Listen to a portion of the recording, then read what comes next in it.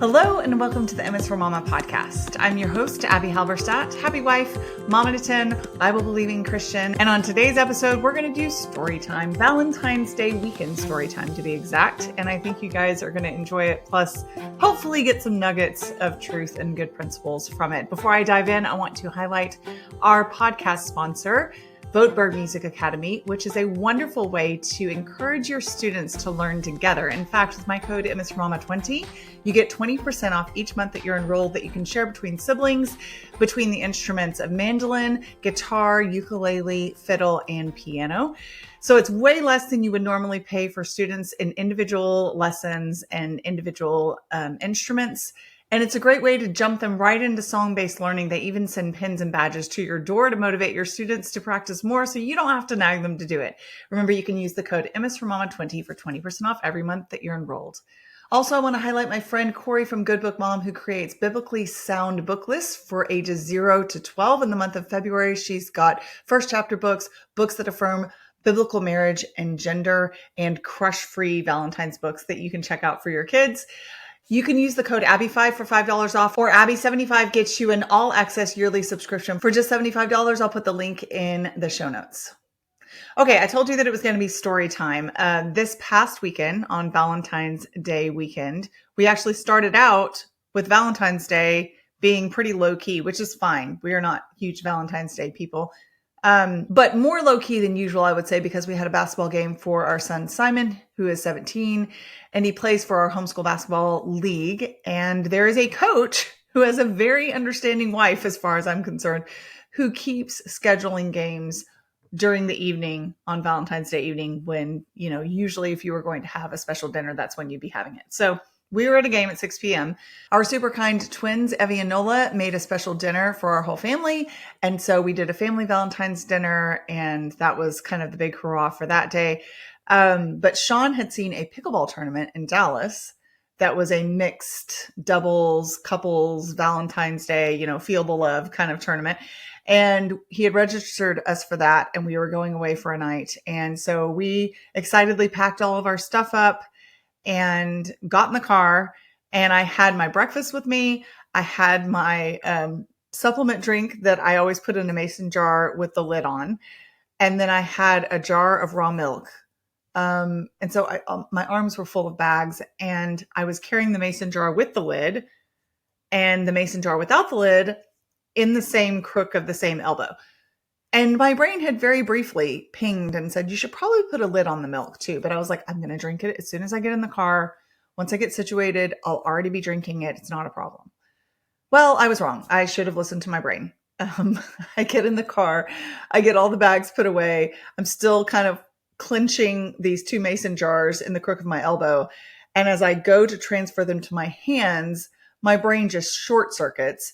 And I pick up the one without a lid, the one with milk in it first, and proceed to aggressively slosh it all over Shaun's console of his car. And it looked so intentional, because it kind of was, because my brain thought that I had grabbed the one with the lid and therefore I didn't need to be careful. And I was just going to put it in the cup holder. It was not going to be a big deal. I mean, how could it? The lid was screwed on tightly. No, that's not what actually happened. I grabbed the one without the lid and used the same lack of care as if it had a lid, and ended up with milk everywhere. And Shaun happened to turn his head just as I did this. And of course, to the casual observer, it looked like that I had just tried to christen his entire front of his car with milk. And he just looked at me and said, why? How? Like, what were you thinking? And I said, I was thinking that this had a lid on it. I'm sorry, my bad. And thankfully, he's a very gracious guy, and he took it in stride. But what I wanted to say about telling this story to you is that I really felt like several events this past weekend sort of cemented or reminded me of lessons and principles that I already know, that I've been taught. And then also that I felt myself learning principles again, if not for the first time, that really need to be pounded in my brain sometimes. And the things that were enforced in that moment of frustration as we're trying to get out the door, we've gotten our bags all packed, it's hard if you have a lot of kids, or any number of kids, I should say, to go away for a night. And so we had hauled all of our stuff out there, gotten ourselves situated, and here I am throwing milk all over the car. So we get napkins and towels and start scrubbing. And I set the mason jar, which was not empty, on kind of the pull-up console in between the two seats and completely forgot about it. And so did he. It wasn't really out of sight, out of mind. I could see it if I turned my head, but I was fully focused on scrubbing the last drops of milk out of the crevices of the seat that I was sitting in. It was all over me, all over everything. Because, let's be honest, 8 ounces of milk in a mason jar looks like nothing. 8 ounces of milk, or even half of it, sloshed out of it onto everything, suddenly feels like you took 2 full bottles of something and just deliberately dumped them everywhere. It feels like a lot of liquid. So I'm still working on that. He pulls out of our garage, goes down a long driveway, turns onto the road leading away from our house. And then we eventually come to a T in a road. And I teased him later that he must have just gunned it and really cranked the wheel and really done a super aggressive turn, but he didn't. He just did a normal turn. And the normal turn was all it took for that open jar of milk, which we had both forgotten about, and specifically me, because it was my jar of milk that I brought into the car, to tip over. And I think I probably honestly only spilled about 2 or 3 ounces the first time, even though it seemed like a lot. Well, the rest of it seemed like an ocean. It was all over my bag, all over his puffer coat, all over the dress that I had not packed in my bag so that it wouldn't get wrinkled, all over shoes and the floorboards. And so he just looked at me like, are you serious again? And I am over there just spluttering and apologizing and trying to justify myself, but not too much because there's really not much to justify. It was really, really not a good move on my part. So there's a gas station right up the road from us, and we pulled in to get gas, and we got those, rough brown paper towels that they have available for when you need to clean your window or your windshields. And we're grabbing handfuls of those and scrubbing away, fully aware that this is raw milk. It is going to spoil for sure after it's been left out, and it's probably going to smell. So yay, great job, Abby. But I will say this, principles that I was reminded of. We get to choose how we react to any set of circumstances.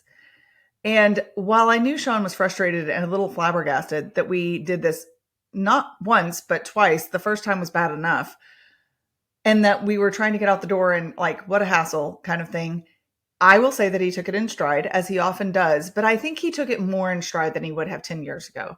And I will say that I was less defensive and more able to let it roll off my back and not berate myself or try to make excuses or get fixated on that and let it ruin the mood, the buoyancy of, hey, we get a night away. This is going to be really fun. And just take it for what it was, which was an unfortunate double whammy of brain dead clumsiness on my part, and just move on. So we scrubbed and scrubbed as best we could. And we got on our way in a good mood still. I feel like sometimes these things that really aren't that big of a deal in the grand scheme of things. Yes, his car did end up smelling like spoiled milk later. Sorry, babe. But they're truly not catastrophic. We can blow out of proportion so easily and allow to set the tone for the rest of everything, whether it's a weekend away or the rest of the day or a special date that we're going on or a conversation that we need to have. So that felt really good. Not the actual spilling of the milk. That didn't feel great. And my elbow definitely was very sticky and didn't smell great for the rest of the day. But it felt good to see progress. It felt good to see maturity. It felt good to see growth in that area where neither one of us let something like that ultimately affect much of anything. So we were able to joke about it and are still joking about it. And I'm sure that it will be a story that we reference many times over every time I walk around with a mason jar full of milk without a lid on it, which should be never. And we got on our way to Dallas and entered our next set of potentially challenging circumstances. So we do eventually make it to Dallas, and we play in this pickleball tournament that's a mixed doubles, couples, Valentine's Day weekend kind of thing. We only lost one game. We got bronze, because we lost the wrong game, and we only lost it by 2 points. And I have to tell you that I thought that all of my competitive spirit had drained out in my 30s, having lots of kids. If I play board games, I don't care who wins. If I play card games, I'm not that competitive. It's kind of like, whatever. I'm not that into it. But then I started playing pickleball, got back into sports because as a kid, I played all the sports. Whatever I could play, I played, and I was very competitive. I wanted to win, very like, grr, get after it. I see it in one of my daughters, and Evie. She chases them down and, goes 120% for the ball and all of that. And I was like that. And I was really, really hard on myself. And I just really thought that part of me was pretty much done. Come to find out, pickleball has resurrected the part of me that gets really upset at myself, but also, sadly, at people that I love that I play with if I don't feel like we're living up to our potential. And particularly Shaun, whom I've already mentioned is one of the nicest, most generous-hearted people I know. So, yeah, it has been interesting to see this sin nature welling up in me because Ephesians 4 tells us, in your anger, do not sin, or be angry and do not sin. But it definitely doesn't say get mad because you lost by 2 points and then struggle with, your ungodly rage and have to tamp it down and keep your mouth shut and then fail miserably and have to apologize. Because that at 42 years old is a reality for me sometimes. And as sad as that is to admit, I am telling you that is one of the things that I'm still learning, that even those sins and frustrating tendencies and proclivities that we think that we have put to death sometimes pop back up and are like, nope, I'm alive again. Here I go again in a different context. And maybe I'm not as strong as I used to be, or maybe in some cases, like this is a whole different version that feels stronger than it used to be. And it can be easy to get frustrated and to get down on yourself and to feel like, man, I haven't made any progress. But like I already mentioned at the beginning of the trip, with just that nonsense with the milk 2 times in a row, and the fact that we laughed it off and that we didn't let it affect our moods, and that we're able to see it as kind of a high point of the trip to be an in joke of humor for the future. That's progress. And so as we played even more pickleball, because once we finished the tournament, we went and got some really good food from a Mediterranean food truck. And then we tried to see if there was a movie to watch, and there really wasn't anything to see. And we didn't feel like shopping or doing anything else. So it was like, hey, we could just play some more pickleball. So we found a place and we were both down for it. And this isn't something we have the schedule to get to do usually. So we found another place to go play pickleball. And as the night wore on, and we were playing really well at the beginning, but then not our best later on, I found myself being more vocal about my frustration. Like, hey, come on, get it together. Why'd you do that? Things like that. And Shaun was not doing the same to me. He was being very gracious. And I could tell that I was doing it. He was keeping his attitude up and we were having fun, but I wasn't reining my tongue in. And the Bible talks about the fact that the tongue is like a raging fire. It's like a horse without a bridle. It's like a ship without a rudder. There are some really strong biblical analogies for how out of control things can get when you let your tongue have free reign. And I don't know that I was having free reign. I wasn't saying every thought that came into my head, but, and I talk about this in the gentleness challenge, there is an element of allowing your emotions to inform your behavior and your decisions that then elevates and accelerates those emotions. And while I recognized it to some extent, I felt like we were still okay. I was still okay. I was kind of letting myself go there. So we had a great meal that evening, a great rest of our evening. And then the next day, we still didn't have anything particularly that we wanted to do more than play more pickleball. So we went back to the same place in the afternoon and played some more pickleball. And at a certain point, I was feeling convicted already that I needed to be more encouraging, but I was not necessarily doing my best at it. And at a certain point, he says, hey, just really directly, calmly, kindly, it's not helping me, it's not helping anything for you to express your frustration. I know it is frustrating when we don't do our best, but since it's not helping and I'm not saying anything to you when you mess up, maybe you could extend the same courtesy. And I said, yep, you're right. Absolutely right. I'm sorry. I'll do better. And as I was walking to the bathroom, I want to tell you some of the thoughts going through my head because maybe you've experienced these thoughts too. And this is just being very, very honest and vulnerable with you because I would love to say that I have matured past ever having thoughts like this. But as I was walking to the bathroom and feeling that frustration welling in my chest again, we just lost a game, which on the one hand, my logical brain can say doesn't matter. It's just pickleball. On the other hand, my emotional brain says matters because you could have done better and then you would have felt better, which of course is bad theology because that's tying your joy to your circumstances. That's something that I preach against all the time to myself, to others, and yet we can fall prey to it. And it's not because we don't believe what we say. It's because that sanctification process is an ongoing one. And it's an ongoing journey of recognizing the sin, recognizing our propensity for wanting to excuse ourselves from the truth of that sin. Like, yes, that's a principle, but it probably doesn't apply to me in this particular instance because somehow, I'm exempt.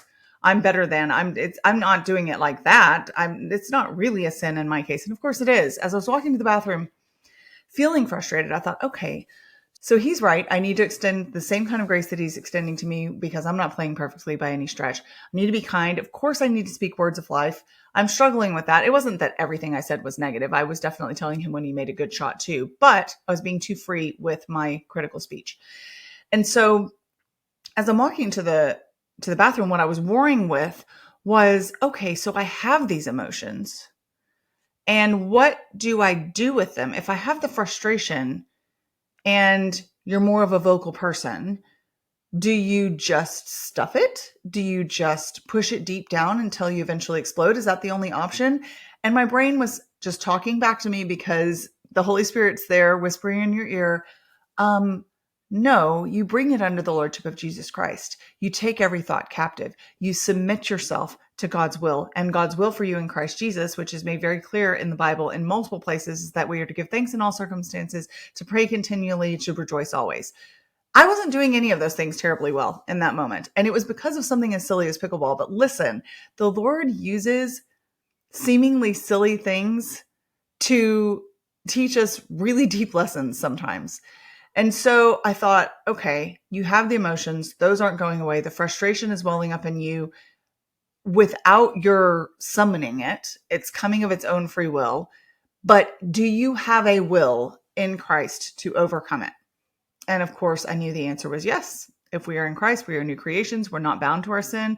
We may feel just like Paul talks about that we still struggle with it. Like, oh man, I don't do what I want to do. I do what I don't want to do. I'm so wretched. Who can save me? The answer is Jesus. And so even with pickleball, the answer is Jesus.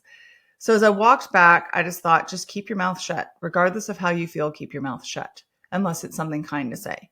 And I would love to tell you that I did it perfectly, and I don't think I did. I think there were a couple of times that I, burst out with, something that was not entirely positive. And Shaun, who listens to this, is probably, oh yeah, you did. I remember.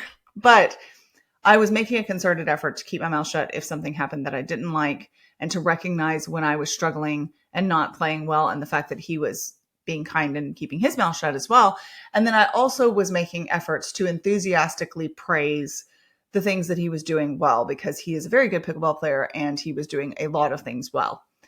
And so, surprise, surprise, wonder upon wonder, something that I should already know was probably going to happen. What did I find? I found that my emotions fell in line with my actions, whereas they had been leading and kind of holding my actions by the tail and my attitude by the tail and swinging them around. And I found that even when he missed a shot, or even when we were down, or even when we lost, I did not feel as frustrated. Now, I've talked about this with the gentleness challenge. I'll put the link in the show notes if you don't know what that is, but where it's 30 days of kind speech, and you either keep your mouth shut, or you say something neutral in a kind voice, or you say something positive and encouraging and affirming in a kind voice, but you don't nag, you don't berate, you don't say every negative thought that comes into your head. And miraculously, you don't think as many of those thoughts anymore, and you don't feel as many of those negative emotions anymore. And I experienced the exact same thing. So that was something that I am continually learning, failing at, then kind of climbing up a little, getting a little better, then sliding back a little bit and going forward. So obviously the goal is to make it up the hill not to just stay stuck and camp out where you are to slide all the way back down. But I share that very authentically with you as a personal struggle and something seemingly silly, because the Lord was just so clearly speaking to me, and in the kind, direct words of my husband, like, I'm not doing it to you. Don't do it to me. Yep. Yes, sir. Got it. You were right. So we started out the trip with something that made us realize that we had come a ways from where we used to be. And then in the middle of the trip, I found myself struggling with something that I would have thought in the past that I had gotten over, that I was over the hump, and that wasn't going to be a struggle for me anymore. That's like when you're a teenager, right? Nope. Apparently 42-year-old Abby can still struggle with that. And then at the end of our trip, after we finished playing our third round of pickleball, and we were heading to Anthropologie, which is my favorite clothing and decor store, although it's very expensive. So I usually only go shop the sale racks. We were going to this Anthropologie that was near a dinner place that I wanted to take Shaun. And I didn't have anything particularly that I needed, but they were having an extra 40% off their sale. And I was like, I'll just go browse the sale racks for a couple of minutes. Well, that's exactly what I did. We parked, we went inside.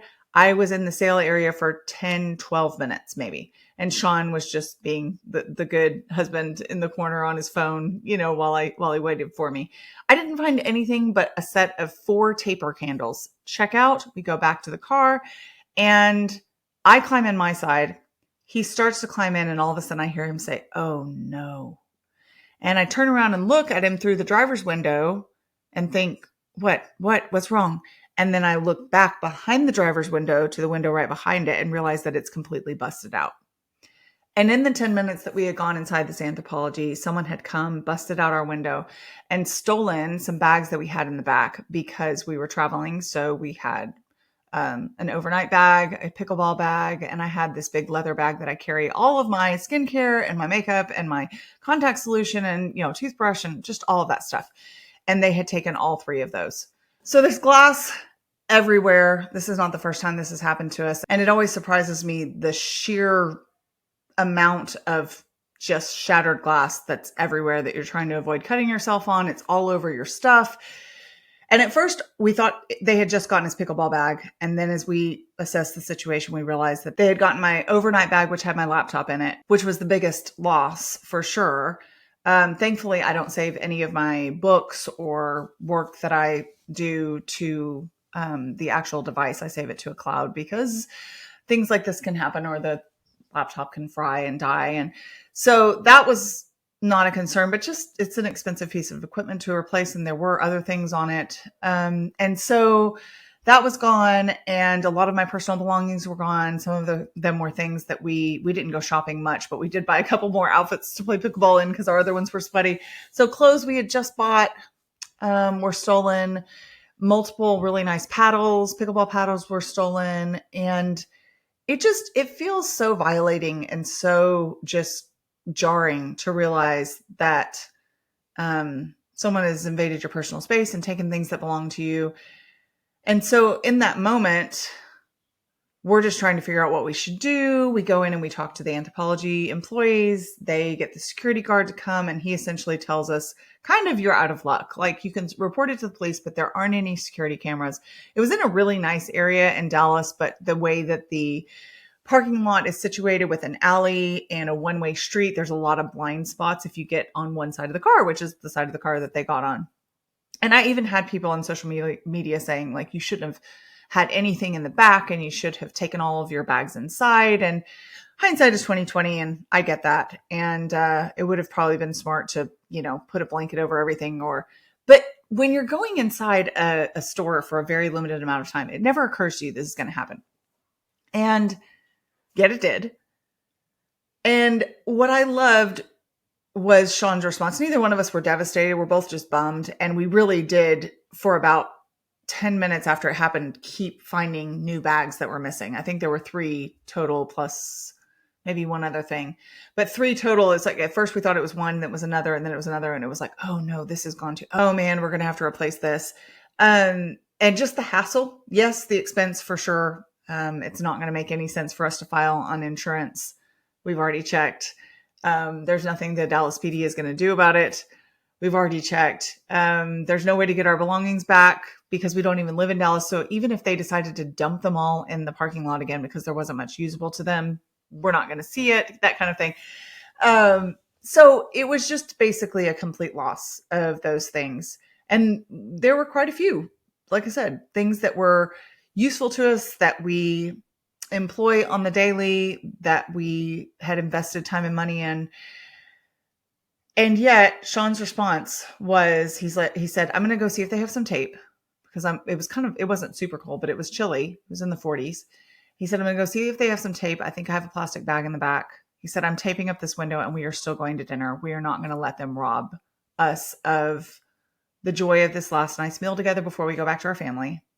I don't know that he said it quite like that, but it was essentially that concept. And I just loved him. I love him for so many things, but I just loved him for that just kind of steadfast refusal to be flattened by something that could really have taken the wind out of our sails after what we had been telling each other all weekend was one of the most relaxing and enjoyable and mutually just gratifying weekends that we'd had away in a long time, because sometimes we get to travel together, but usually it's for a speaking event for me or a work event for him. There is some stress involved, and deadlines and things that don't feel relaxing. And to have something where we were just doing things that we both enjoy. I was going to say we got to sleep in, but I think I slept till 7:18 in the morning. So that's about as much as my brain will let me sleep in these days. But just to see his response was like, nope, we are not going to let this dampen our joy. We are going to wring every last drop out of this time away. We're not going home with our tails between our legs, and we're going to just be thankful. I thought it was such a tangible example of giving thanks in all circumstances, rejoicing always, praying continually. And it's an opportunity to pray for those. The Bible talks about praying for those who persecute you. I know that this wasn't a specific persecution of me and my husband. It wasn't personal. And yet just the whole process of replacing, I'm recording this podcast on, one of our kids' school laptops, and, it died in the middle of the podcast and I had to go find the charger for it, and it doesn't work as well as it's a hassle. And in our flesh, when things are a hassle and things are added onto our plates, when our plates already feel full, it's easy to be so resentful. And yet, one, I'm grateful that the Lord really did keep both of us from feeling a great deal of resentment. Two, I'm grateful that it was just things and not threat to life or loss of life. Someone actually corrected me when I used the word robbery and said, no, you mean burglary. I guess robbery, the difference is that there is a threat of force or violence as someone takes something directly from you, whereas burglary is theft of your belongings when you're not there. So, semantics, but I get it. So it was not robbery, it was burglary. There was no threat to our life.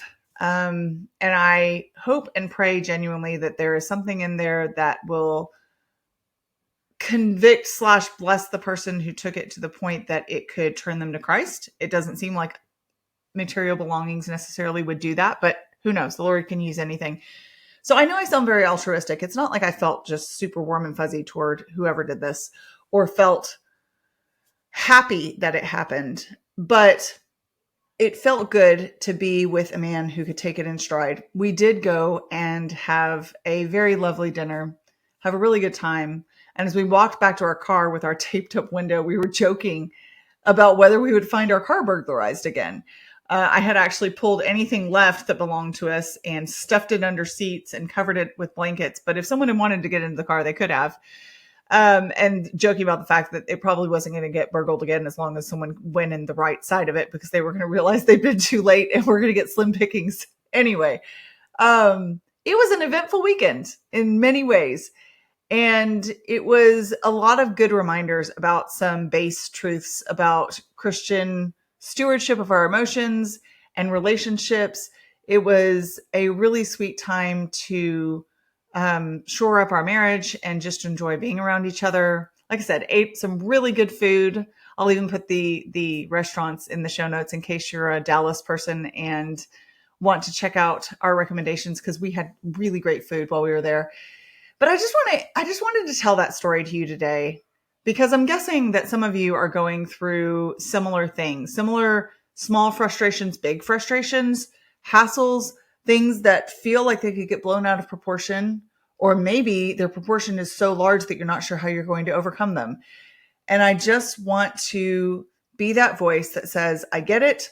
I don't always do super well with it. I don't always control my emotions, but I do know that the principles of submitting those emotions to the will of Christ, of being willing to recognize and pivot, of being direct and kind with our spouse, of being encouraging instead of negative, of taking things in stride, of not blaming each other and letting something that's frustrating blow up into something that ruins your experience or ruins the way your relationship is interacting.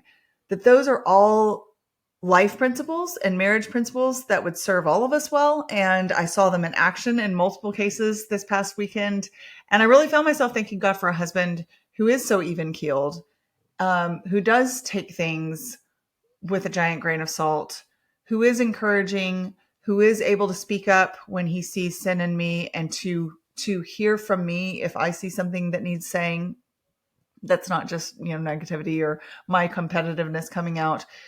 And I just wanted to take this podcast to testify to God's principles being true. They hold water and they can be trusted.